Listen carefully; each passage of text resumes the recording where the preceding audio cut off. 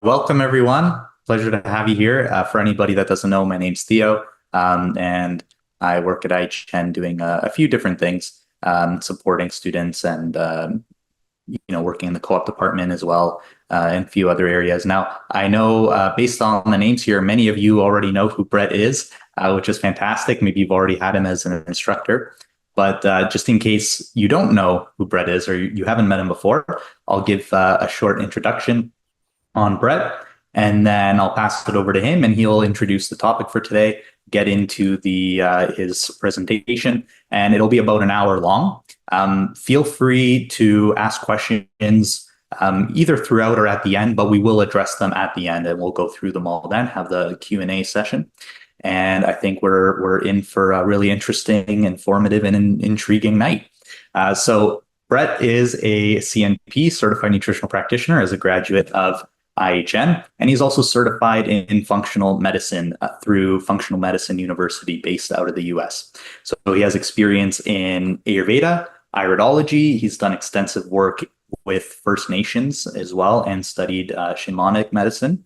He also has worked in integrative clinical settings, and he's helped thousands of clients overcome a really wide variety of health issues over, I think, like 16 years now, right, of clinical practice. It's actually 20, believe it or not. 20, it sounds weird when I say it. It sounds weird. Yeah. There you go. 20 years of clinical practice. And that's primarily now, through your online clinic, right, that you run, with your focus being on chronic and complex digestive issues, hormone health, autoimmune disease. And so he taught fundamentals of nutrition at IHN for about 14 years. He's been teaching this masterclass for about 4 or 5 years now. And he is a very long-time personal rights and freedoms advocate who believes in individuals having access to natural health products and practices of their choice. So welcome, Brett. It's a pleasure to have you. And take it away. Cool. Thanks, Theo. And thank you, everyone. I'm going to jump right into it tonight. And if any of you have taken any of my lessons or classes or courses or anything, you will know that I tend to look at things through a very nuanced, contextualized kind of perspective.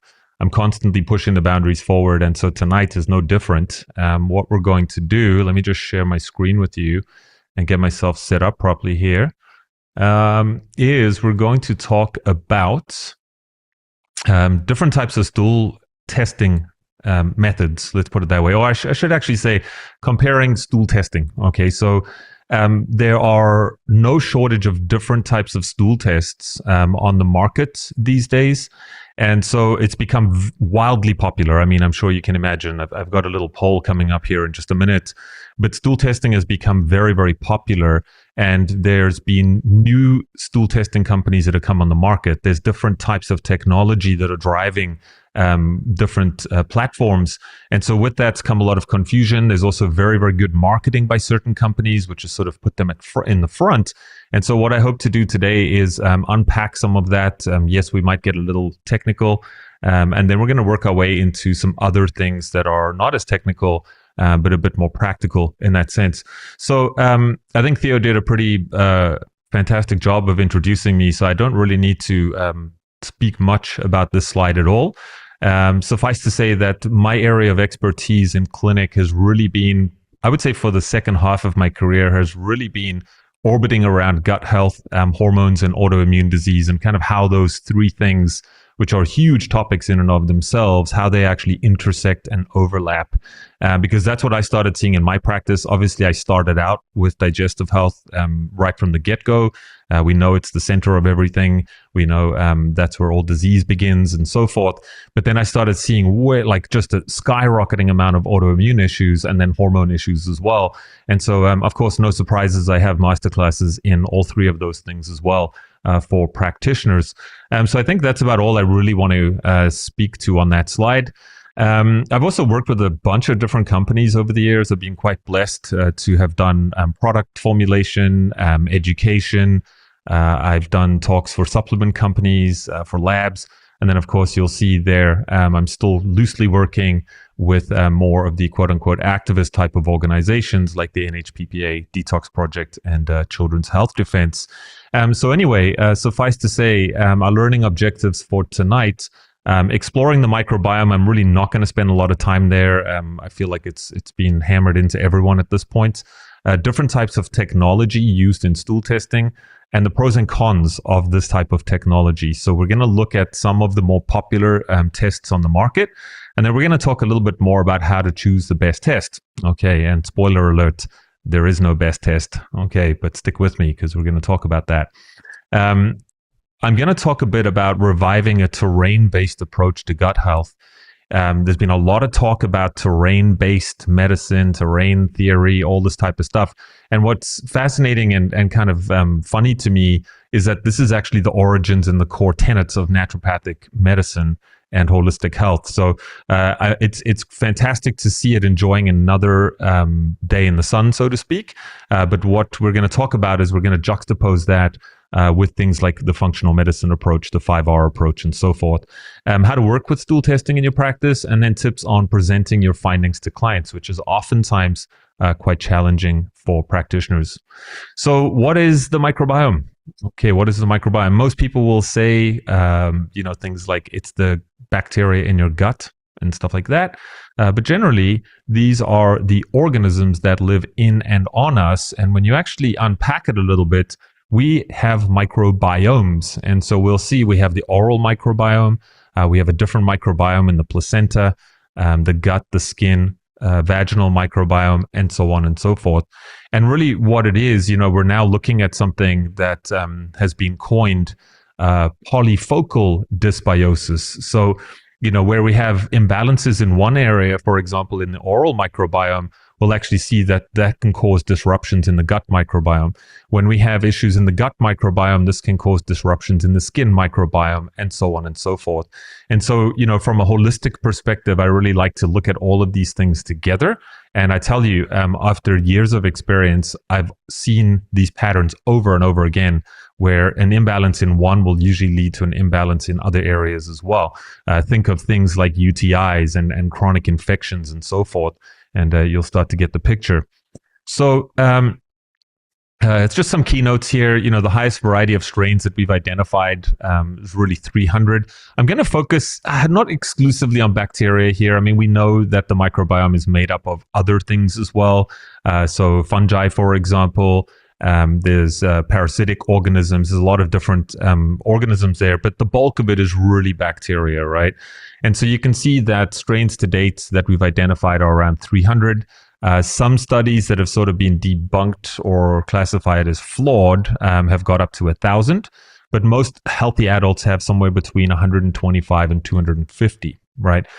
We know that bacterial colonies in the gut differ from small intestine to large intestine. And you can see there that we have the four sort of main phyla, if you will, of the microbiome. These are the families, the groups of bacteria. Our Bacteroidetes, Firmicutes, Actinobacteria, Proteobacteria, and others. And these sort of change from birth into adulthood and then also into the older years. And they can also change a lot based on our environment, our diet, and so on and so forth. Okay, so I pulled this chart up, which I thought was quite interesting. So these are actually the top, most abundant microorganisms in the gut. I'm not going to waste your time by reading them all. But if you actually take a quick glance at this, you will recognize many of these from either the research or from probiotic formulations that you're seeing on the market, right? And the only reason why I brought this up is to show you that there is a vast amount of organisms, right? So when we start looking at testing, the question that we have to start asking is, how many different organisms are we looking at? Right?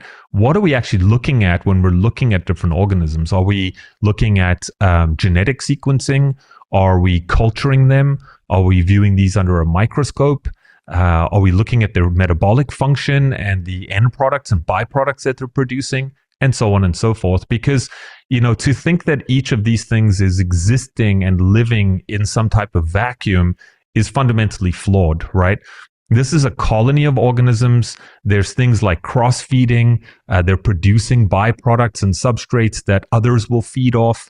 They will be competing against one another, and so on and so forth, right? So it's important for us to start viewing the microbiome more as this sort of living, breathing organism, and these organisms that are coexisting with one another. All right. Um, so a quick poll, and I do have the chat up here on my other screen.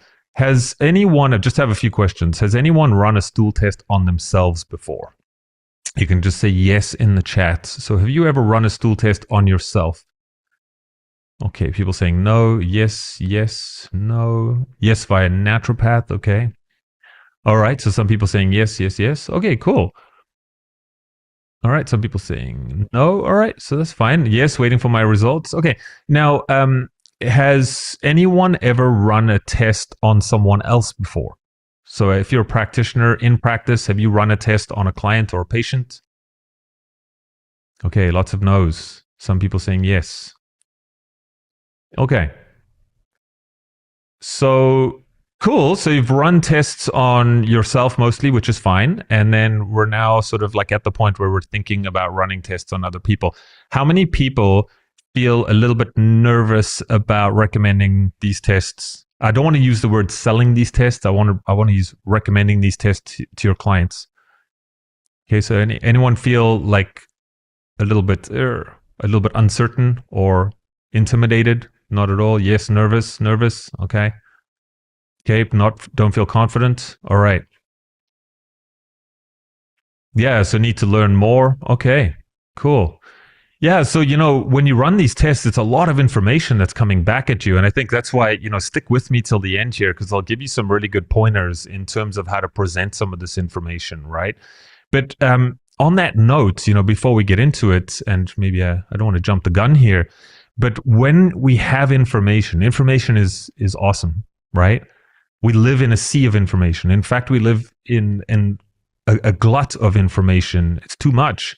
And so information is awesome, but being able to interpret and action the information that we've gleaned is really important. That's more important. Okay. And so what I've found out there in the functional lab testing world is we've got all of these data points, we've got all of these biomarkers, we've got all these things that we look at, and then we sit with them and we go, oh my gosh, now what? Now what do I do with this? Where do I start? How do I approach this, right? So more information is not always the best thing.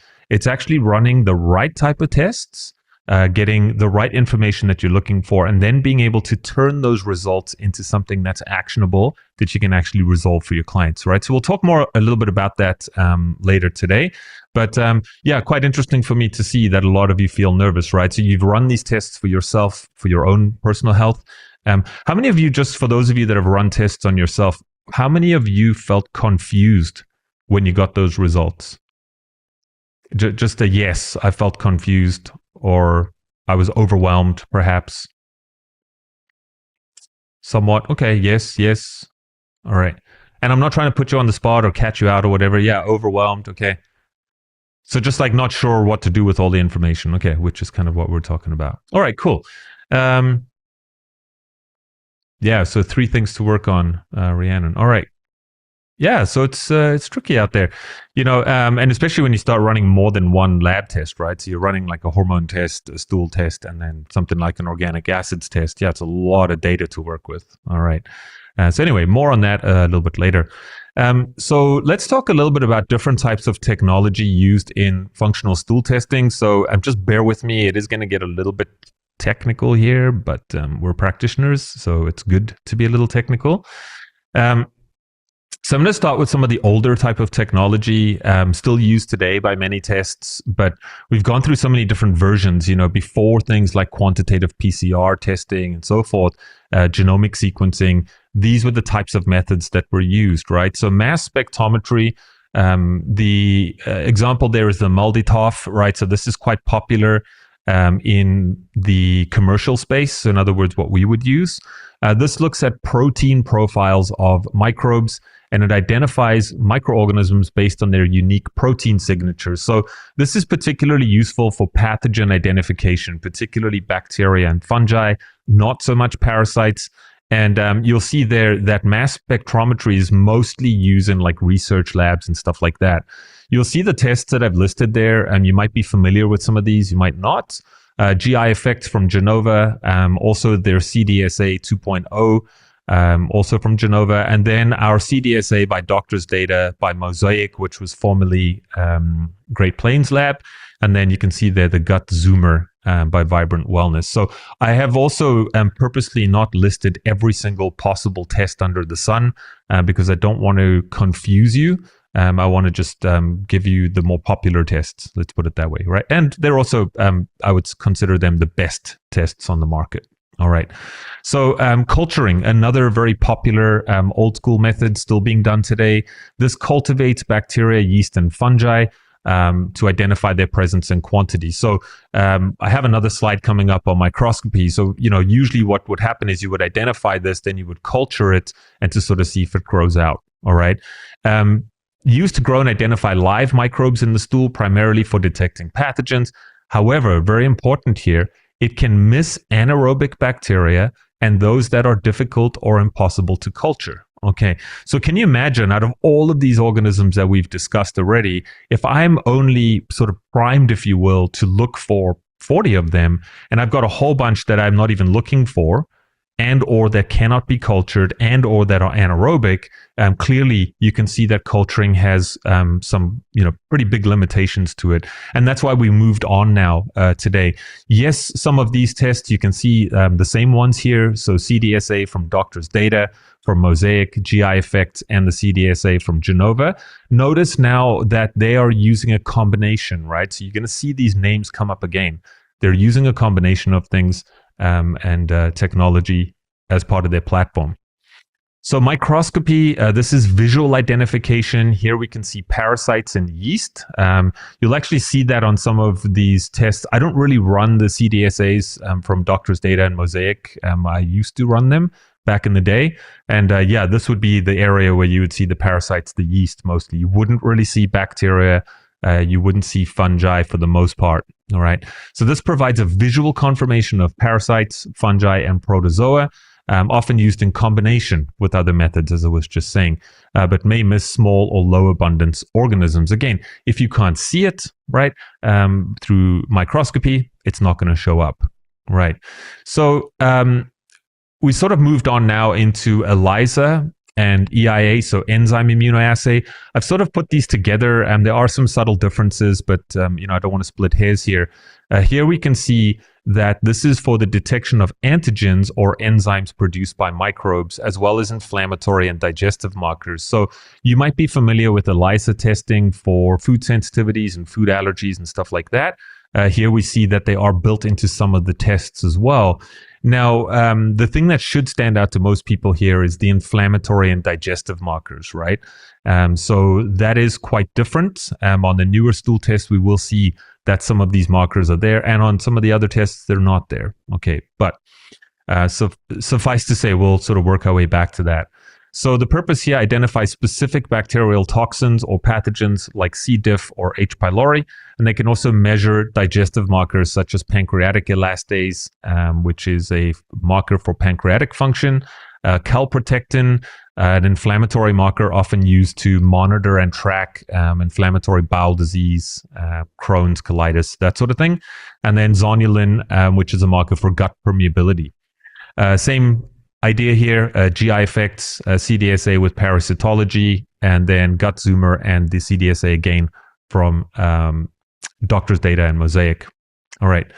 So I just want to pause for a minute because you might be looking at the tests now and going, oh my gosh, these tests look awesome because they've got all of these things in them, right? But just stick with me because I want to share some of the big limitations that a lot of people are not necessarily talking about.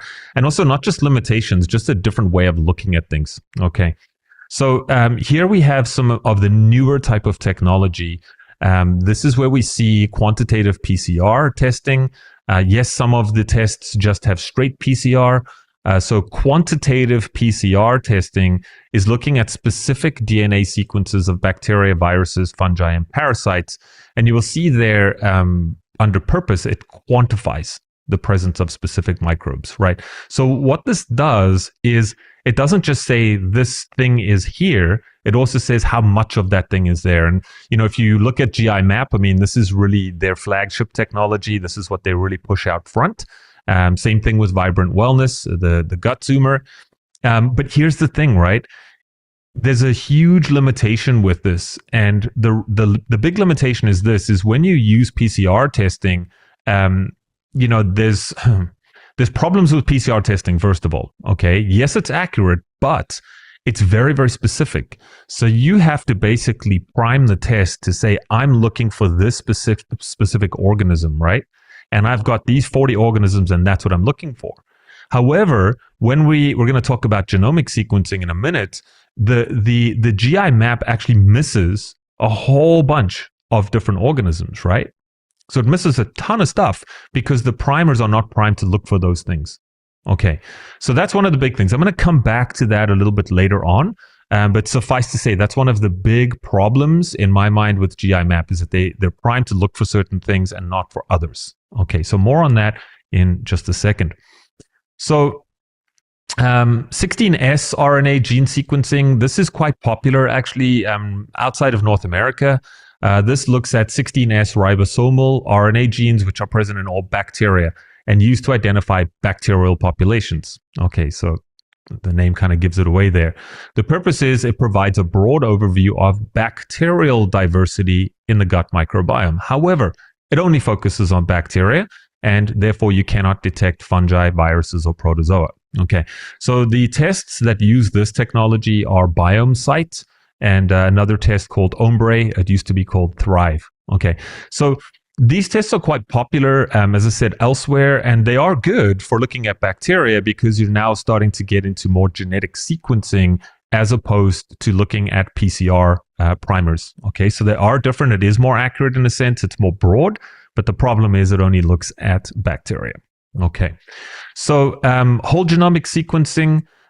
This looks at complete DNA sequences of all organisms in the stool sample, including bacteria, fungi, viruses, and archaea.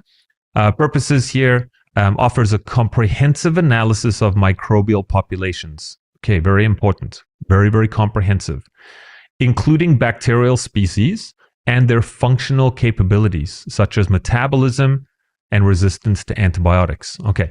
When we talk about metabolism, what's important here is to sort of remember that metabolism also means like how it's functioning, what it's doing in the body, right? And what are some of the other substrates that it might be producing. So when we look at tests like BiomeFX from Microbiome Labs and Vitract, what you'll see if you've run those types of tests is you will actually see that they have substrates on there like lactate, for example. They put hydrogen sulfide gas on there.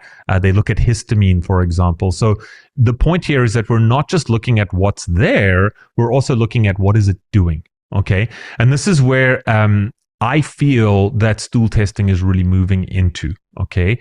BiomeFX is it's quite a new test actually. Vitract is even newer. But those two tests are very, very similar in terms of what they look at and also what they report. Okay. Now, the one big drawback here, if you will, is they don't really look at pathogens. Okay. However, I'm going to come back to that a little bit later, and we'll unpack that in a bit. Okay, so metagenomic sequencing, very, very similar to whole genomic sequencing. Yes, there are differences for sure. Just don't want to get in the weeds here. This is sometimes referred to as shotgun sequencing, and this tests for the full genetic content of all microorganisms, okay, including bacteria, viruses, fungi, and archaea. Provides deep insights into the entire microbial community and their functions, right? So very, very similar. It allows analysis of metabolic pathways, antibiotic-resistant genes, and microbial interactions. Okay, so this is very important for me. You know, I've mentioned the word terrain-based here at the outset of this webinar. And as we move more into, or I should say back into terrain-based type of care, for me, the things that I'm more curious about these days is not just what's there and is it high or is it low. I want to know, how are these things interacting with one another? Okay, if I've got high Akkermansia, for example, that's a mucus degrader, right? So Akkermansia being high, is it degrading too much of the mucus, right? The mucin layer in my gut. Is it causing damage to the gut barrier? Conversely, if it's low, the same type of thing, right? So this is where I think we're at right now in terms of understanding the microbiome and how things are working. The old school way, it's really the most popular way right now, is simply to say, what's there? Is it high? Is it low? And then off we go. Okay. And to me, it's a bit of a blunt object, just with where we're at with the science. So the question that most people ask at this point, right, is which one is the best? Okay, which one is the best? And I bet you if I asked you, you would all list your favorite stool test, right? And everyone would probably go, oh, GI map is the best, or BiTract's awesome, or what have you. Okay. And the truth is, there is no one single best test. Okay. It depends on what you're looking at. It depends on what you're looking for. It depends on what your clients are dealing with. Okay. So let's talk about GI map, because GI map is without question probably the most popular test on the market. And I think that they've done a great job at marketing themselves. I've run hundreds of GI maps over the years. I love the test. I think it's really great. However, I found myself over the last while sort of moving away from GI map testing and moving a little bit more into these other tests that are a little bit more functional in their assessment, that sort of map the microbiome and its function versus simply what's there. Okay. So again, it's looking for pathogenic, opportunistic, or dysbiotic bacteria. It does look at some of the common cells, so the good guys, right? Viruses, parasites, and fungi. Also includes markers for gut inflammation, immune response, and digestive function. All right. So again, I'm not knocking any of these tests at all. I'm trying to just be very critical and give you an objective opinion here on things. The pros, fantastic for pathogen detection. Okay. This is probably the best test for identifying pathogens. Okay. Because it's very highly sensitive. Again, are there pathogens that it might miss because the primers are not there? 100%, right? But from a parasite detection, this is probably the best test on the market. All right. Inflammation and immune markers. So this would be calprotectin and our SIG-A or secretory IgA. Okay, so great. They've got new markers on there now, like EIN, and they've a couple of others like the anti-gliadin marker as well, and speed and precision. So fast turnaround times. I mean, I've always had a good experience with diagnostic solutions. Very fast, 7 to 10 day turnaround time. So good. The cons. Right. So limited microbiome diversity. So the PCR testing really targets specific organisms, and it does not provide a full picture of the microbiome. Okay. Really, that's it. Okay. And 100% it misses non-targeted organisms because, again, we're not looking for them. Right. So this is heavily focused on pathogens. So again, it's not as comprehensive in assessing overall microbiome composition and functionality compared to other tests. Okay, so if you have someone that you suspect has an infection of some kind, okay, and yes, it's difficult. I've got 60 minutes tonight. I can't get into all the nooks and crannies, but if you suspect that someone has repeated infections or chronic infections, perhaps they have post-infectious IBS and traveler's diarrhea, right? Perhaps they have tested, positive for H. pylori antibodies. Okay. Perhaps they have chronic diarrhea and they've come out of hospital with a C. diff infection or something like that. Great. Okay. For inflammatory gut disorders as well. So useful for tracking digestive capacity, inflammation, and intestinal immune function. So things like food reactions, IBD, autoimmune issues. Okay. There are other ways that we can track these things. Okay. And of course, we, not that we're going to get into this on this session tonight, but you can also test some of these things in isolation. Okay. So single biomarkers or groups of biomarkers. You don't have to run a full stool test. Okay, which can be costly, right? I mean, I think that's probably one of the cons here is the GI map is a costly test. Stool testing is one of the more expensive tests, I would say, in the functional medicine space. And it's just out of reach for some people. So if you look at the GI effects, this is a combination of PCR, microscopy, culture, and ELISA testing, or I should say enzyme immunoassay. This looks at microbial composition, digestive function, gut inflammation, and immune response markers. So in a sense, this is very, very similar to GI map, except GI map is using quantitative PCR, and you can see GI effects is using a few different types of technology to look at different aspects of digestion. All right. I've run a bunch of these as well. So before GI map really came around, this was my go-to. I used to run a lot of GI effects, and the GI effects test is also sort of like kept up to speed, if you will, with what's going on in that space. So comprehensive assessment of pretty well-rounded picture, including digestive function markers, so your pancreatic elastase, also your steatocrit, which is a gallbladder marker, microbiome balance and inflammatory markers like calprotectin. As we said, multiple testing technologies or modalities. And of course, it identifies pathogens. So a big part of this type of test is, again, looking at pathogens, right? And we're going to come back to that in just a minute. So are there things that are high? Should we treat them with antibiotics or herbals and get them down? And that's kind of the focal point through the sort of 5R type of lens, if you will. Okay, so the cons here, slower turnaround time. And because they're using culturing, we discussed the limitations with culturing, right? So culture-based methods will obviously miss some of the organisms that don't grow, anaerobic bacteria, et cetera, et cetera. Okay, so ideal scenarios here, general gut health. It is good as a comprehensive overview. And for chronic digestive issues, so one of the things that I do like about the GI effects is the way that they report their organisms is you'll actually see charts like high, low, and different health conditions. So it kind of gives you a little bit of a framework to work with. Okay, so let's shift focus onto the other side of the spectrum here and talk a little bit about Biome Effects and Vitract. Okay, so both of these tests are using whole genomic sequencing or metagenomic sequencing. This provides a comprehensive analysis of the gut microbiome, right? So it's a full spectrum of microbes. And you'll see that when you get those reports, right? They're very, very detailed. They're very comprehensive. And the more the more genetic codes, if you will, that you have in the background, the more you're going to be able to detect. Okay. But one of the things that I like about them is it's not just the detection of something and saying, hey, it's there and it's bad. It's also looking at what they're doing, right? And so you can see there under the key features, they test it's a comprehensive microbial species identification and their functional pathways, which I love. So the purpose is it identifies the diversity. So I want to just talk a little bit about that, right? I find that the GI effects, your GI map, these types of tests, they don't really focus too much on diversity. Okay, if you've ever run a Biome Effects and a Vitract test, just look on the dashboard on the sort of like the summary page, if you will.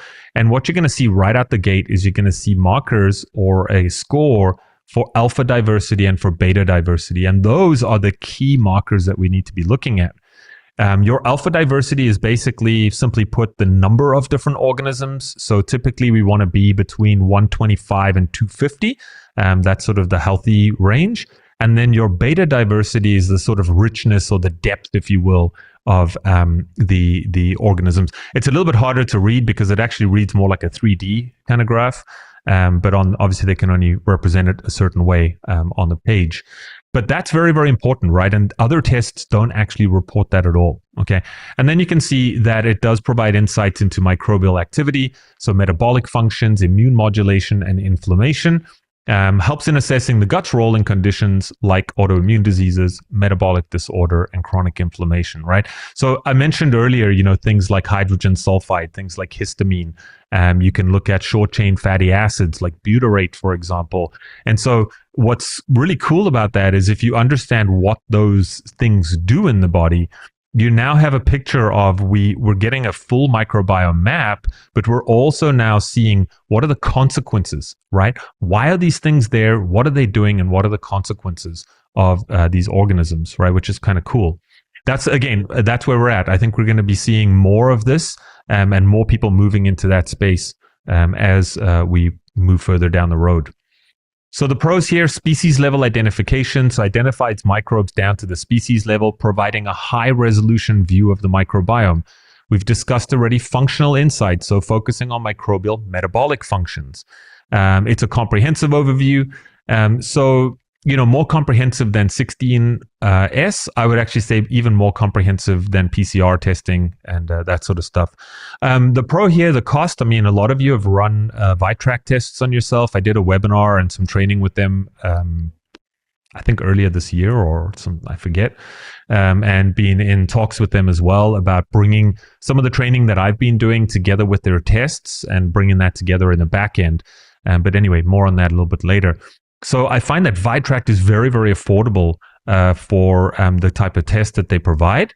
And, Biome Effects is a little bit more costly, and you can see there, that's why it's under the cons list.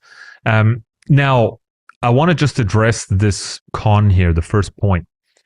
Less pathogen specific. So while they provide a full microbiome overview, these tests are not as focused on pathogen detection, okay, as tests like GI map. So I want to just address that, because a lot of people, when they look at the test, they go, oh my gosh, I just want to know what the pathogens are, right? I want to know why do they not have a marker for this? Why they're not testing for that? Now, if you've run a Biome Effects test, they actually do test for pathogens. They just don't report them as pathogens. Okay, so you'll actually see parasitic organisms, fungal organisms, and so forth, and they'll put that there, and then they'll sort of say in big red letters, this is not a pathogen test. So Biome Effects, in my opinion anyway, I actually think that they are looking for pathogens. They don't just report them as pathogens. Okay, the last time I spoke was Vitract. They are actually going to be introducing this similar type of markers as well on their test. Again, I suspect that they'll go down the same road as Biome Effects, where they will not list them as a pathogen, but nonetheless, they'll be there for us practitioners to look at. Okay, so ideal scenarios here. It gives a detailed overview, which we've discussed, plus metabolic functions. Very, very good for chronic conditions with a functional impact, right? So, I might seem like I'm talking out both sides of my mouth here, because there's similar things. But I think just stick with me, because I want to talk a little bit more about terrain versus germ theory, and how we should look at this, in my opinion anyway. Okay, so just stick with me for a minute. So, all right. I'm just reading some of the comments here. So, yeah, cool. So you're saying that Microbiome Labs and Biome Effects, they recommend GI effects for pathogens. Yeah, sure. Now, if everyone had all the money in the world, that would be great. All right. And, it would be lovely to do repeat testing and these types of things. But when you actually get into the real world and clinical practice, the cost does become a barrier. I'll just tell you that right now. It becomes a barrier. Okay. I've discussed this a lot with things like SIBO breath testing. You listen to all of the lecturers and the gurus in the SIBO space, and they all tell you, oh, just repeat. And then you find out that they actually have a Quintron machine in their clinic, and they can repeat for free, right? We have to run those tests at cost and then wait for turnaround times and so on and so forth. Anyway, not to derail our conversation tonight. So I want to talk about reviving a terrain-based approach to gut health, okay? This is actually old school. It's not new school, even though it has become a lot more of a focal point these days. I will say as well that I'm not a terrain theory purist or a terrain theory absolutist, okay? I think the truth is somewhere in the middle, and I think that what people are doing now with germ theory versus terrain, it's like you have to either subscribe to one or the other, okay? Again, in the interest of time, I don't have time to unpack that today. However, I think that we should be focused primarily on the terrain and less focused on pathogens specifically when it comes to gut health and stool testing. Okay, so let's jump into some of this, right? So I want to sort of put these two different types of tests together and juxtapose them. Okay, so if we look at Biome Effects and Vitract, which are relying on metagenomic and whole genomic sequencing, you can see here that the focus here is point number 2. They focus on metabolic pathways, immune modulation, inflammation. There's a whole bunch of other things, right? So substrates, byproducts, gut barrier function, and so on and so forth. But this really aligns a lot more with the terrain model because it's assessing the whole ecosystem, right? It's looking at how are these things interacting with one another? What are the consequences? And we can use that to actually establish a healthy terrain. We can use it to balance out that ecosystem, to strengthen and fortify it, rather than just saying, hey, these are the pathogens, let's blast them with antibiotics or herbals. Okay. When you look at the GI map and the GI effects, they are a lot more pathogen focused. Yes, they have digestive markers. Yes, they have inflammatory markers, but their focus is primarily on identifying pathogens. And if you don't believe me, go and have a look at the common cells and the amount of beneficial organisms that they test for. And it is very few, right? In the grand scheme of things, it's very few. So if you get into the functional medicine space, what they are really pushing, and they have done for a long time, and it's still popular, is the 5R approach, which we'll talk about in a minute. And so the 5R approach is very, rigid in a sense, right? I've taught the 5R approach for many years, and I've kind of softened up on that over the last few years and got a lot more nuanced with my approach. And so the 5R approach is really about what do we identify, and then let's remove it, right? So let's remove and let's just proceed with antimicrobials or antibiotics, get the bad guys down, and then repopulate with the good guys, and off we go. Okay. I think that we're moving out of that, to tell you the truth. And when we have tests like BiomeFX, like Phytract, those tests are now giving us a different way to look at the microbiome and also a different way to approach these types of imbalances. So, again, this is my opinion. I feel like GI map and GI effects are a lot more aligned with the germ theory, focusing on microbes as culprits of disease. They don't really tell you why they're there, okay, or what they're doing. So, BiomeFX and Phytract provide personalized recommendations to some degree or another, right, based on microbial functions and balance. And the focus is on restoring gut balance through diet, lifestyle changes, and supplements. GI map focuses a lot more on removing pathogens, okay, often leading to targeted treatments rather than a holistic balance restoring approach. Now, again, I'm not trying to rail on GI map. I still do test and use GI map for sure.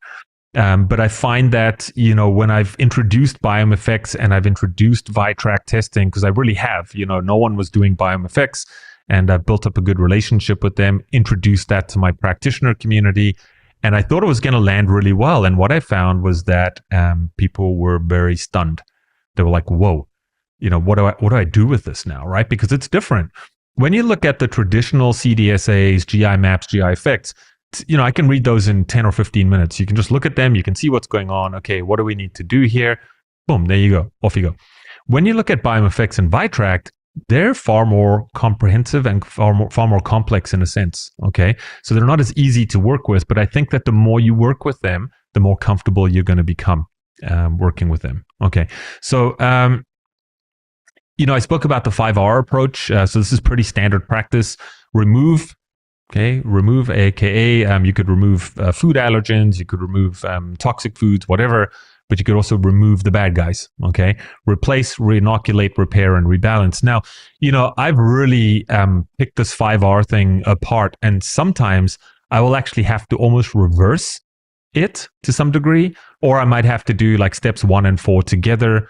Sometimes I have to go with probiotics first, depending on what we're seeing on a stool test. I want you to just think about something for a minute. Okay. The newest research coming out on Bifidobacterium, okay, which is one of our largest families of bacteria in the gut, okay, the lactobacillus and then the Bifidobacterium. What we've seen, and over the last 4 years in newer research, has suggested that once your Bifidobacterium are depleted, it is very, very difficult to rebuild. Okay, and some of the people that are very, very deep and very far ahead in the microbiome space are actually now trying to figure out how to build up your Bifidobacterium. So I want you to think about that when you run a stool test on someone and their good flora, their common cells, their keystones, okay, if those are low and the pathogens are high and we just come in and go, okay, bam, I'm just going to blast them with antimicrobials, I want you to think about what the collateral damage is on all of the good guys there. Okay. And then I want you to think about the people that go on repeated rounds of antibiotics, repeated rounds of herbals. And now what's happening is, yes, you've brought the bad guys down, but you've also brought the good guys down. And so as soon as you remove the antimicrobials or antibiotics or whatever, what happens? There's no good guys to keep the bad guys in check. So everyone goes back up. And so these are the people that are stuck on rounds and rounds and rounds of antibiotics and herbals. Okay. And so in that sense, this is where on the right-hand side here, this is really more of a terrain type of focus. Okay. I like to look at the person's health history. I like to look at what they've tried before. If we're running tests, I want to see what's going on there so that instead of just blindly following the 5R approach, we can sort of say, hey, maybe we need to actually do this backwards. Right? Maybe we need to do this in a different way completely. Maybe we actually need to repopulate a little bit before we work with the antimicrobials. Okay, so it's a different way of doing things, and I mean, we could spend a lot of time even talking about how to use antimicrobials and probiotics together. Okay, is there a best way? Do we use them separately? Do we use antimicrobials first, then probiotics? Do we take them at the same time? Right? Do we take them at different times of the day? And so all of those types of nuanced approaches, that's really the way that I do it, based on what I'm seeing from stool testing and health history and that sort of stuff. Okay. So I want to just speak briefly just to move us along and out of the techie kind of stuff, right? How to work with stool testing in your practice. So a lot of you said, oh my gosh, I'm a little bit nervous about actually recommending these. I'm going to suspect anyway that you're nervous about the data that you're getting and what you're going to do. And you're probably also nervous about the cost to your clients. Okay. So I'm going to talk a little bit about some of those things as we move forward. But when you actually look at, this doesn't really even go for stool testing, to tell you the truth. This could be any kind of testing, right? But what type of clients or conditions are you working with? So that's very, very important, right? It's an important thing to think about. Why is it important? My types of clients that I work with, these are people that have gone, through the medical system. They've often worked with naturopaths. They've done testing. They've tried a whole bunch of stuff, and they are looking for deeper answers, right? So they're more complex, they're more chronic, and so forth. But some of you might not be working with that type of person. Some of you might be working with, your person that's trying to decide whether a KFC salad is better than a McDonald's salad, right? They might still be eating a standard Western diet. And so I say that because it's very important. Like, I don't want you to think that you have to run tests right out the gate with every single client that you have, okay? If you're dealing with people that are more knowledgeable, that have tried a lot of things, they're probably going to come to you and they're going to want testing. Okay, so it's easier. But if you've got that person that has not done any of that stuff and they haven't cleaned up their diet and they're still eating lots of processed foods and sugars and stuff like that, you have a lot of groundwork to do that's probably going to get you quite far down the road in terms of resolving symptoms. Okay, and then maybe you want to consider doing testing a little further down the road. Okay, so has your client ever done functional lab testing? That's also important, right? What have they done before? What have they tried? How recent are those tests? Could you actually, utilize the existing tests and use them, right? So that's important. And if they have done testing before, one of the classic examples here is people will say to me, oh, I've already done stool testing with my doctor. I'm like, okay, well, let's have a look. And what do you know? They've done the standard stool test that's looking for 2 or 3 parasites, and that's the end of it. Okay, so they think that they've done comprehensive stool testing. In actual fact, they've done very, very myopic, narrow type of testing that's really shown them nothing. Okay, so these are the types of things you have to speak to your clients about, to educate them and let them know that they haven't really tried anything or everything. Okay, so what have they tried to resolve their issues in the past? Okay, so this is also important. If they've tried certain things and they've run certain tests, then that's up to you to sort of say, hey, maybe we don't need to do those same tests again. Maybe we actually need to look at something else, right? Maybe there's another type of way to go here. Okay, what is their current level of health? We kind of touched on that already. So their diet, their lifestyle, etc. And then I think what's very important is, why are you running the test? Okay, what do you hope to find? This is a very important topic for me anyway, is everyone's very gung-ho and trigger happy on testing these days, right? Everyone's just, test. In the US, a lot of my colleagues are going on these giant fishing expeditions, thousands of dollars in testing. And it's like, I want you to think, like, why am I running that test? Do I need to run this test?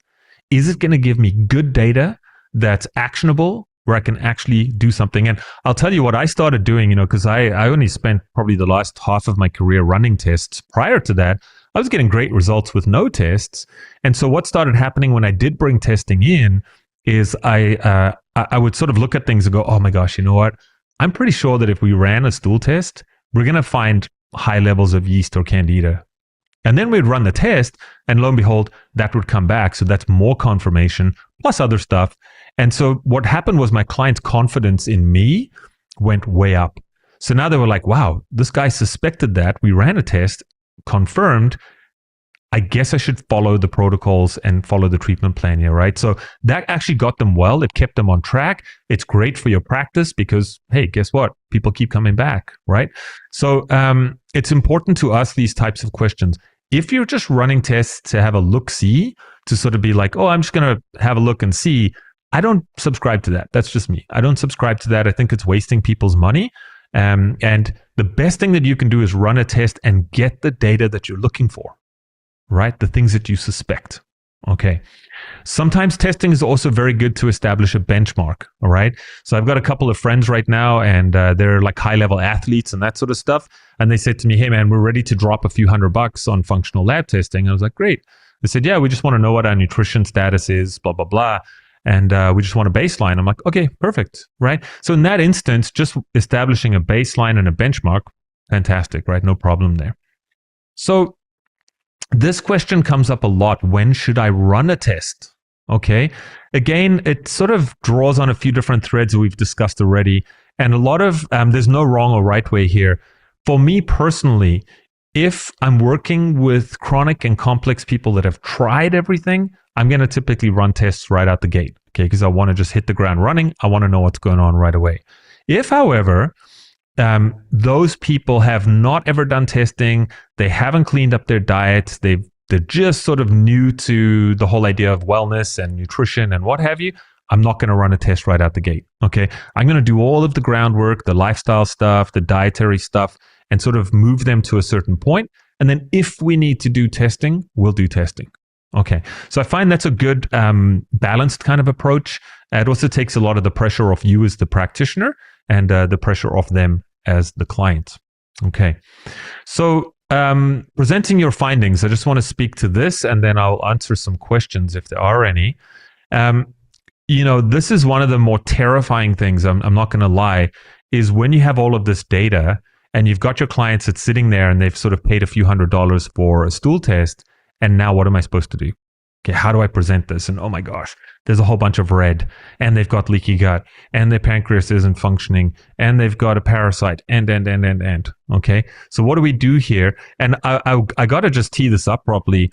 Don't let that be the barrier that stops you from actually implementing functional lab tests in your practice. Okay, you need to just get over the hump, and I'm going to give you some pointers that hopefully will help you to get over that hump. Right. So stick to the 3 or 4 most important findings on the test. Okay. Do not try and explain every single biomarker. You're going to drive yourself crazy. You're going to spend hours doing it, and you and your client are both going to be overwhelmed. Why? Because they're going to go, oh my gosh, like I'm falling apart. This is terrible. What the heck's going on, right? What are we going to do? Where do we start? Okay. So keep it to the 3 or 4 most important points. Keep your interpretation relative to their conditions and or symptoms. Okay, this is very, very important. I used to do this back in the day. I'd be like, oh my gosh, I started going down a rabbit hole on this one organism, and it was fascinating to me. And then I would try and explain it to them, and they were like, dude, what are you talking about? Like what? I don't understand what you're like. What does this have to do with me, right? So I think if you can say to people, hey, like whatever it is, right? I'm just going to pick like a leaky gut marker, oh, so you see how you'll like the gut barrier is weak, right? This could explain why you're reacting to foods. This could explain why you have gas and bloating. This could explain why you have blood in your stool. Oh, okay. I get it. Right. And here's what we're going to do about it. Okay, so tie your findings together with some high-level potential solutions as well. So we don't want to leave our people hanging and sort of say, oh my gosh, you're all falling apart and we'll catch up with you next session. We definitely want to leave them with something and say, hey, the good news is now that we know what's going on, we can actually address these things, right? Because now we actually have concrete evidence, and now we can have the right treatment approach. And that's really the whole selling point of a test in the first place, okay? Consider a short video recording. This is sort of the cherry on top, if you will, of your analysis to go along with their protocol. So I would do this a lot, is either as I'm explaining it to them over video, is I would just hit the record button. And then what I would do is take that video interpretation, and when I send them the protocol and the lab reports, I would actually attach the video link as well. And so that way they could go back and listen to that interpretation over and over. Okay, I find it's just a nice sort of personal touch. It makes them feel more comfortable and so forth. All right. And then I want to just, before I even get into any of this, I want to come to a couple of questions here. Bernadette has a question about Yeah, you were saying about the food marble. So 100%. Yeah. So I've done training sessions with them as well. I'm actually in my digestive health practitioner masterclass. I've got a pretty good relationship with the folks at Food Marble. They've done 2 or 3 training sessions so far, all about their device. And I tell you what a game changer, right? I mean, we were running SIBO tests back in the day for like $200-300, and then you would go to retest and it's like another $200 or $300. Now you can buy the device one time and you can test over and over again for pennies, basically. Okay, so are there any other questions before I move along? I just want to see here. I don't see anything in the Q&A. I think there might be one thing. All right, so if I can, just to bring us into the close here, I do want to just mention that, and I know some of you have actually taken this program because I recognize your names. So this is going to be the last time that I'm running this as a continuing education program with IHN. It's actually probably the last time I'm running this program as it is, as a live program. I'm just sort of like at the point where I'm moving forward and I'm moving into other areas with the knowledge in here. But nonetheless, the Digestive Health Practitioner Masterclass is a continuing education program at IHN. I've been running this now for coming up on 5 years. We've had a few hundred students that have taken this with 5-star reviews all over the place.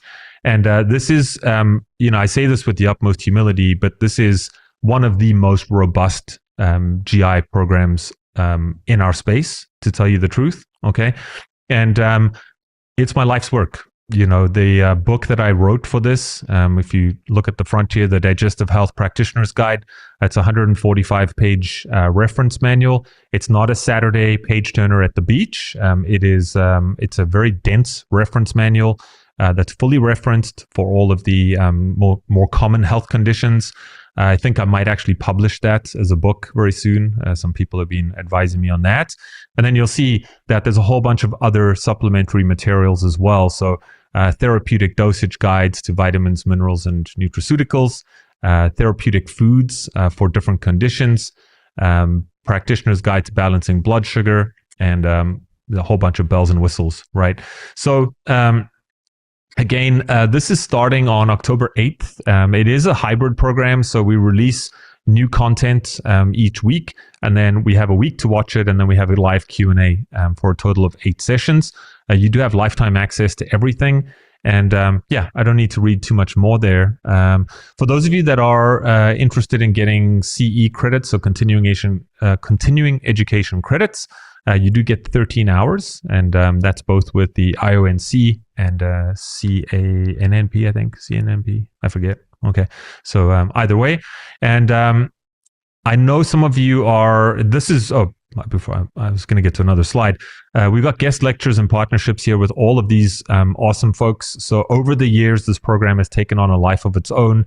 I've been just blessed, to tell you the truth, to be able to do presentations for Designs for Health for Microbiome Labs, to get them to come in and do custom training specifically for our group on things like biome effects and so forth, right? Food Marble as well.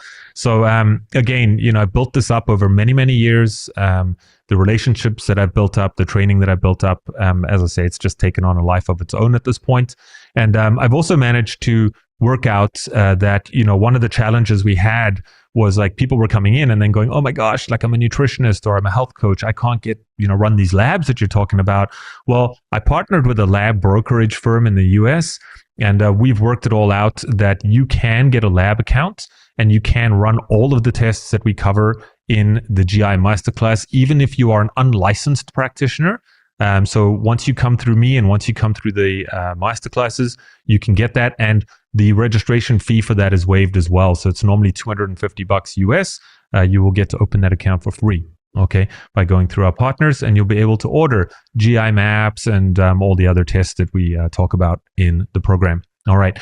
So I'll just put that up there, and I'm sure IHN is going to contact you. There's a link will be sent to you if you are interested. That is the investment that's there. And it's a bittersweet moment to think that this is the last time that I'm going to be running this program as is. So nonetheless, I'm going to take some questions and just see if anyone has any questions about anything. Would love to chit chat for a few minutes if you do have anything. Okay. Yep. Um, There's a question here from Jennifer, hmm, saying you mentioned some potential downsides of doing a lot of antimicrobial supplements, such as yeah. lowering even the good bacteria. Is it possible that using too many can also lead to the presence of antibiotic-resistant bacterial strains? Hmm. It's a good question, and I think that I think some of that is theoretical. I'm not going to lie, because I understand the theory behind it. Right? If you hammer them with too much of the same thing, they become resistant.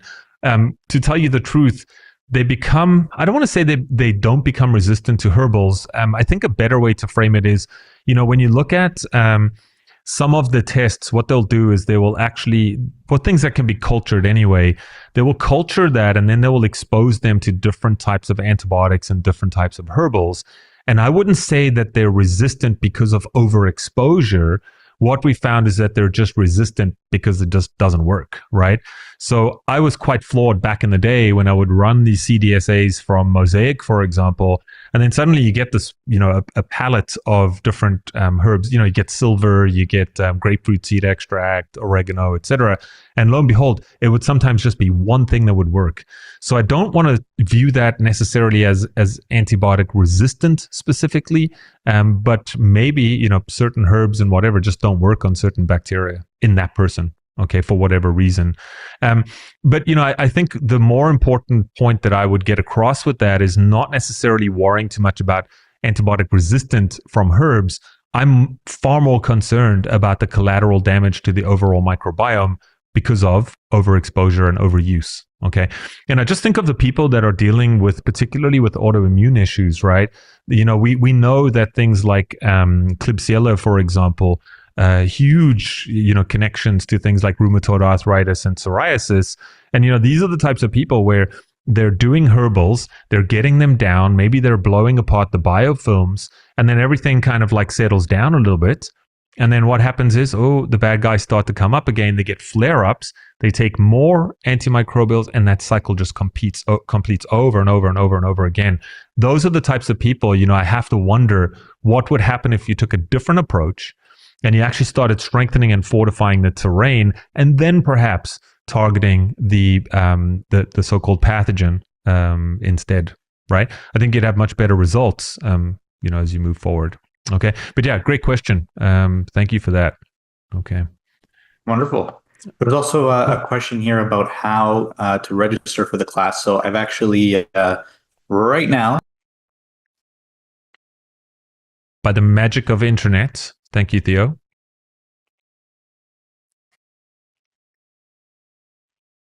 Cool. And yeah, look, are you going to just drop that in the chat, I'm assuming, or direct message?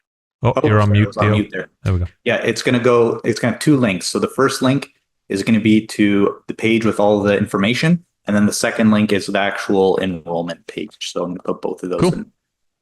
Yeah. And I suspect it's going to be quite a large enrollment. We've got a few hundred people on the waiting list, which is unprecedented at this point.